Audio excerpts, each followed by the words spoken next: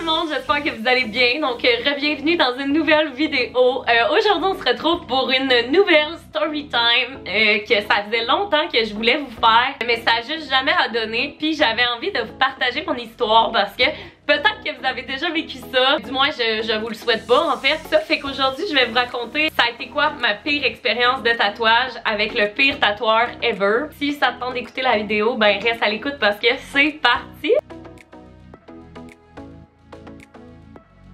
Pour commencer, en fait, je vais vous parler de mon tatou que j'ai entre les deux seins.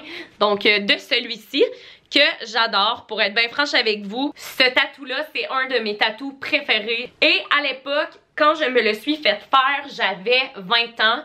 Ouais, j'avais 20 ans et j'ai toujours voulu un tatou entre les seins. Je trouvais ça super sexy, je trouvais ça vraiment beau. À cette époque-là, j'habitais à Québec. Et comment ça a fonctionné, c'est que j'avais écrit sur mes plateformes que je me cherchais un tatoueur pour me tatouer, en fait, un on the boobs ou comme un tatouage entre les seins. Et il y avait plusieurs filles qui m'avaient référé le nom d'un tatoueur. Donc moi, ça m'a full... ça m'a full rassuré en fait qu'il y ait plusieurs personnes qui me parlent de ce tatoueur-là. Donc, j'ai décidé de prendre rendez-vous avec cette personne-là que je ne connaissais pas du tout.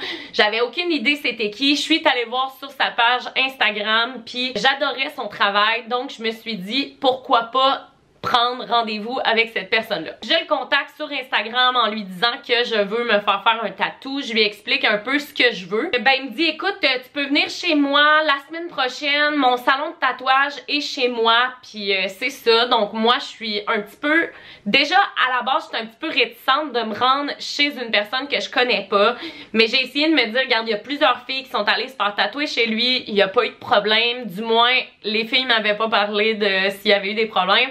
Mais il me l'avait conseillé. Donc, j'arrive chez lui et vraiment pas professionnel en fait. Bon, en tout cas, ça c'est vraiment mon avis à moi. Mais je cogne chez lui, puis il est en train de manger son déjeuner. Tu sais, il est assis à table, il boit son café, puis là il me dit de m'asseoir le temps qu'il termine de déjeuner. Puis je cogne. C'est bien correct. Là, il termine de déjeuner, puis il me dit qu'il a pas du tout fait mon tatou. Fait que là, moi, je suis comme, ok, mais what the fuck, tu sais, je veux dire, je suis ici pour me faire tatouer, puis t'as pas fait mon tatou. Fait que je trouve ça un peu weird. Mais c'est pas grave, il me dit, ça va prendre 30 minutes, on va le faire à l'ordi ensemble, ça va vraiment pas être long. Puis ce que j'ai constaté, c'est qu'on s'est rendu à son ordinateur, puis il me faisait sélectionner des images que j'aimais. Sur Pinterest, puis ce qu'il faisait, c'est qu'il assemblait les images ensemble pour créer un nouveau design. Puis encore aujourd'hui, je sais même pas si c'est légal de faire ça, de comme mettre ton nom en dessous d'un tatou que t'as créé à l'ordi à partir de d'autres images. Je trouve que c'est un peu du plagiat, probablement. Bref, vous me direz ce que vous en pensez s'il y a des tatoueurs qui passent par là. Je trouve que c'est un peu bizarre. Mais ça reste en sorte que j'ai vraiment aimé le résultat du tatou. Puis il m'a dit, t'es-tu prête à te faire tatouer? Puis je fais oui à 100%. Puis il me dit, c'est parfait. De la façon dont ça marche, c'est sûr que je me fais tatouer entre les seins. J'ai 20 ans, donc puis le monsieur est quand même assez âgé. Ben tu sais, assez âgé. Il y a une quarantaine d'années. Et là, il me dit, ok, tu peux enlever ton chandail. Mais tu sais, moi j'ai 20 ans, puis... je sais pas trop comment ça fonctionne, donc vraiment j'enlève mon chandail, mais je garde ma brassière. Et là il me dit, ah tu vas pouvoir tout enlever ta brassière, inquiète-toi pas. Et là il me couche sur sa petite table, qui soit dit en passant, sa table vraiment pas confortable, sa pièce de tatouage, tu sais c'est vraiment pas... tu sais, c'est pas exceptionnel. Je suis allée dans plein de salons de tatou, puis je trouvais ça le fun de voir le travail des gens sur les murs. Je trouvais ça le fun de voir que c'était bien désinfecté, que c'était, je sais pas, juste que c'était bien fait. Ce qui s'est passé, c'est que je me suis couchée sur la table, j'étais complètement seins nus. C'est quand même un petit peu un moment de vulnérabilité pour moi parce que je veux dire, je suis jeune, je me mets nu-boule devant quelqu'un que je connais pas, c'est quand même assez stressant. Et là, je suis couchée sur la table et il arrive avec sa chaise roulante à côté de moi et il me demande de mettre ma main sur sa chaise roulante. Donc en fait, il y a comme le dossier de sa chaise roulante puis il veut que je me mette la main là pour que ma main aille glisser derrière son dos. Donc déjà là, je suis comme, ok, mais tu sais, je peux pas juste la garder à côté de moi. Je trouvais ça un peu bizarre, mais j'ai rien dit encore là parce que je me sentais mal, I guess, même si j'aurais pas dû me sentir mal. Puis si vous vous sentez pas à l'aise pour vrai, faites-vous pas tatouer à cet endroit-là. Moi, c'est vraiment une de mes recommandations.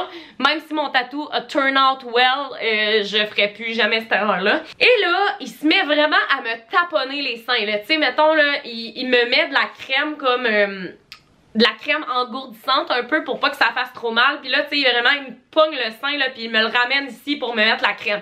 Mais tu sais, I guess qu'il aurait pu juste prendre sa main puis me le glisser comme ça. Et il aurait aussi pu me mettre un drap juste pour mes seins, tu sais. Moi, je pense que ça aurait été beaucoup plus professionnel. Puis pour avoir parlé à des tatoueurs après, ils m'ont dit, ben voyons Claudie, j'aurais jamais fait ça de cette façon-là.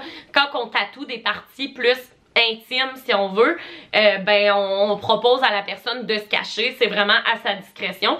Puis moi à ce moment-là, j'aurais préféré me cacher les seins. Et là, il me tatoue vraiment, tu sais, je veux dire, est-ce que je ressens un malaise? Oui et non, parce que moi je me dis, il est professionnel, il fait ça de sa vie, donc je me dis, il doit pas triper en ce moment me toucher les seins, tu sais. Moi je pensais juste qu'il le faisait parce que il devait comme pogner mes seins pour faire un meilleur tatou. Et là, c'est là que ça s'en vient un peu bizarre. Premièrement, il met de la musique comme du gros métal dans le plafond. J'ai rien contre le métal, mais j'aurais aimé mieux que ça soit une musique un petit peu plus douce. Et il se met à me raconter des histoires que lui, il a un fils, puis que son fils, il l'admire parce que son père voit des boules à journée longue. Puis là, moi, je suis de même. Déjà, je me sens pas à l'aise pantoute. Puis là, je me mets à lui poser des questions. Ok, fait que ton fils, des fois, il est là, il est dans la pièce quand tu tatoues. Là, il dit, ah oui, des fois, il passe, il y a des filles qui se font tatouer les seins, puis il passe, puis il leur dit salut. Là, moi, j'étais quasiment contente qu'il soit pas là parce que son fils, il est mineur. Je veux dire, j'ai pas envie d'avoir de problème à ce niveau-là. Je trouve ça quand même bizarre que lui, il trouve que, oh mon Dieu, c'est donc le fun de tatouer des boules parce que c'est son travail. Il est pas censé voir les seins comme étant sexuels. Il est juste censé de voir ça comme étant son travail. Donc là, il me parle de ça, puis là, moi, je suis comme... Tu sais, je suis vraiment malaisée, mais écoutez, qu'est-ce que vous voulez que je vous dise? Il est en train de me tatouer, je fais rien, là, tu sais, j'ai rien à dire. Puis là, il dit, là, je dis, est-ce que ça t'arrive de tatouer des hommes? Il dit, oh non, il dit, moi, je tatoue juste des femmes, parce que, évidemment, tu sais, c'est les femmes qui ont des seins. Je me suis découvert une passion pour les underboobs, il dit, je trouve ça sexy. Puis tu sais, il me dit, oh ouais, toi, ça va être vraiment sexy sur toi, t'es une belle femme, pis tout. Puis là, moi, j'étais de même, je me sentais pas à l'aise qu'un homme de 40 ans et plus, surtout que mon père a 49 ans, me donne ce genre de compliments-là. Je trouvais ça un peu dégueu. Mais ça reste que, écoutez, je me suis fait tatouer, puis il continuait vraiment de me taponner. Ah là, regardez, là, j'ai fini par abandonner. Ça a vraiment pas été long pour vrai, le tatouage. Ça a pris comme 1 heure, 1 heure et demie. Donc après ça, je me lève et je suis encore nu seins. Et là, il me dit, on va prendre la photo et tout. Donc là, il me place ma chemise. Puis, dans le fond, je portais une chemise. Puis, il voulait prendre une photo de mes seins. Donc là, il était comme, prends tes mains, relève tes seins. Pour vraiment que ça te fasse une belle poitrine. Là, j'étais comme, ok, I guess que ça va être juste pour la photo qu'il va faire ça. Et là, il fait ça, il prend la photo. Puis après, il se met à me harceler. Mais genre, quand je vous dis harceler. Et je sais qu'il y a plusieurs filles qui ont vécu ça. Dont Cassandra Bouchard. Puis c'est vraiment drôle parce qu'on a la même histoire. Puis j'en reviens juste pas. Et là, il se met à me dire... Hey, toi, ça te ferait bien des piercings sur les mamelons. Là, je dis, ah non, tu sais, ça m'intéresse pas. Il dit, t'es sûr que ça t'intéresse pas? Tu sais qu'il y a plusieurs gars qui trouvent ça vraiment sexy. Premièrement, je m'en calisse-tu des autres gars qui trouvent ça sexy? Je vais être sexy pour moi-même, pas pour les autres. Puis, deuxièmement, je t'ai dit non une fois, j'ai pas besoin de te leur dire une deuxième fois. Et là, il se met à me dire, ben, as-tu vu sur mon site les bijoux que j'offre? C'est des beaux diamants, pis tout. Je suis comme... First, moi, je suis la fille la moins matérialiste ever. Fait que même si tu me montres un diamant qui vaut 1000 $, je m'en sac comme dans l'an 40. Et là, je lui dis non, non, tu sais, c'est beau. Et là, il s'en va dans sa petite commode pour me sortir les piercings de nipple. Là, je suis comme, mais Chris, c'est quoi que t'as pas compris? Pour vrai, je comprenais pas ce qu'il avait pas compris. J'ai dit non 2 fois, 3 fois. Puis c'était pas assez, il fallait qu'il m'amène les bijoux. Puis là, il se met à m'expliquer un peu comment il fonctionne. Il dit, tu sais, pour vrai, si tu veux, une autre fois, on se prend un rendez-vous. De la façon dont je fonctionne, je prends un petit morceau de glace, je le frotte sur ton mamelon, ton mamelon devient engourdi et ensuite, je perce. Mais de ce que je connais de l'expérience des autres filles, quand il fait cette action-là de prendre de la glace pour le mamelon.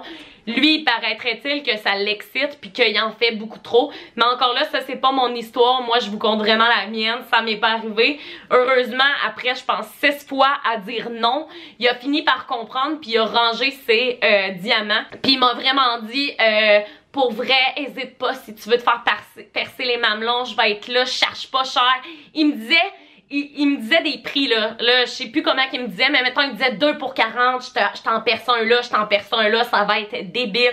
Je suis comme, même si tu me dis que ça coûte pas cher, même si tu me dis qu'il y a des diamants, je m'en contre-torche. Et là, finalement, de la façon dont ça l'a terminé, c'est juste que je l'ai payé en fait, puis je suis partie. Et suite à ça, en fait, j'ai juste, tu sais, j'en ai pas vraiment parlé parce que j'étais comme, je vais juste mettre ça de côté. Dans ma tête, c'était pas nécessairement du harcèlement sexuel. Je me disais, c'est un tatoueur, il essayait de me vendre. T'sais, encore là, j'essayais de me trouver des raisons quand clairement c'était lui le problème puis que c'était pas moi. Ce qui s'est passé, c'est que quelques années plus tard, donc 1 an plus tard, sa page Instagram, elle a été supprimée. Donc moi, je trouvais ça bizarre. Donc j'ai essayé d'aller comme creuser un petit peu plus loin puis j'ai su qu'il y avait été... qu'il y avait des chefs d'accusation contre lui, contre attouchement sexuel, harcèlement sexuel. Bref, là, je veux pas non plus inventer, mais je le sais qu'il y avait attouchement sexuel dans ces chefs d'accusation. Et là, je me suis rendu compte, en fait, que j'étais pas la seule fille à qui c'était arrivé. Puis là, j'étais un peu sous le choc, parce que j'étais comme, oh my god, ça veut dire qu'il y a des filles, des mineurs très fort probablement, qui ont été à son salon, qui ont vécu ça. C'est un peu décollissant, sachant que le gars avait un enfant puis une femme. Aucune idée ce qui s'est passé par après avec ce monsieur-là.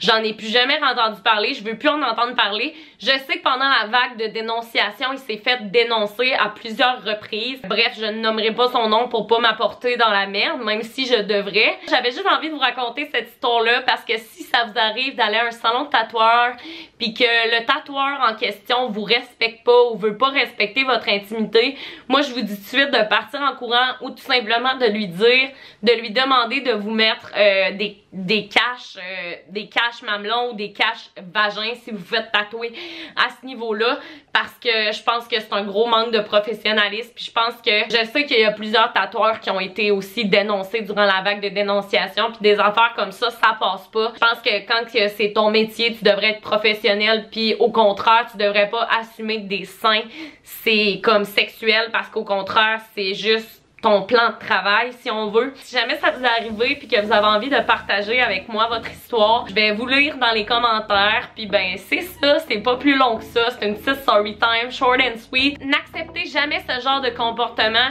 puis sentez-vous jamais mal de partir, de dire non, ou tout simplement essayez pas de vous trouver des raisons pour les comportements néfastes des autres, parce que clairement ça sert à rien, c'est eux le problème, c'est pas toi. Fait que c'est ça, sur ça on se revoit dans une prochaine vidéo. Bye tout le monde, je vous aime!